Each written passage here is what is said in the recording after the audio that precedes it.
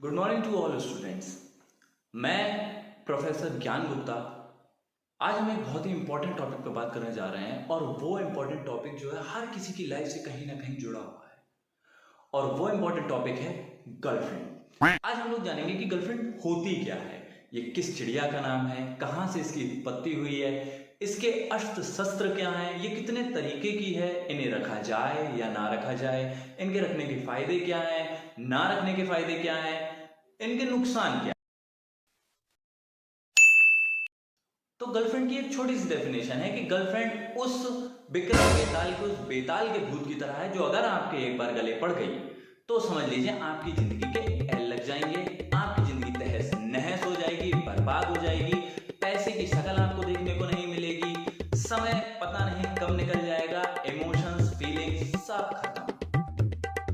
ये है गर्लफ्रेंड की एक छोटी सी डेफिनेशन।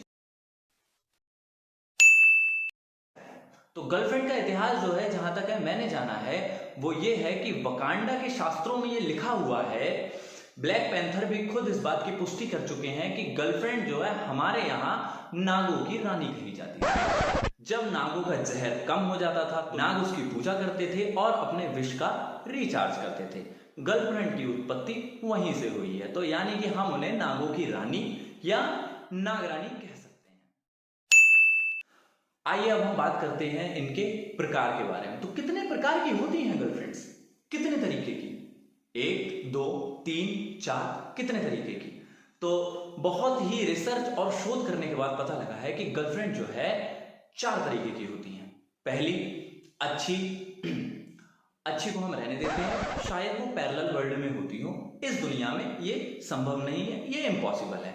अच्छी जैसी कोई भी चीज नहीं होती गर्लफ्रेंड में। तो सामान्यतः 3 तरह की गर्लफ्रेंड होती है। पहली बुरी, बहुत बुरी, तीसरी चंडाल। तो आइए अब हम लोग इनके बारे में विस्तार से जानेंगे।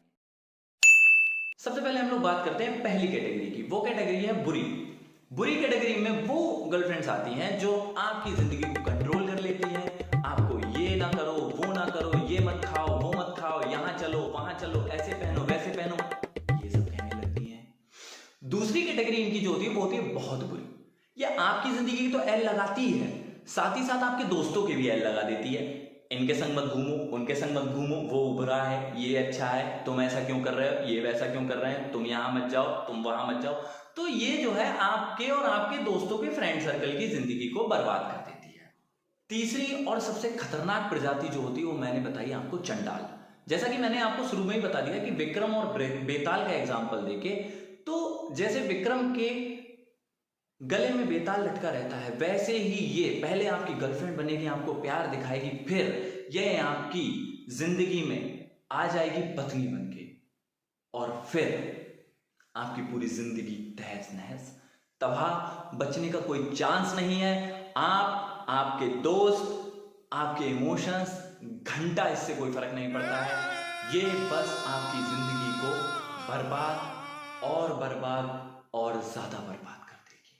अब हम जानेंगे कि इनके अस्त्र क्या होते हैं, कैसे ये लड़कों को बेवकूफ बनाती हैं या कैसे उन्हें फंसाती हैं। तो सबसे पहला अस्त्र इनका होता है अदाएं।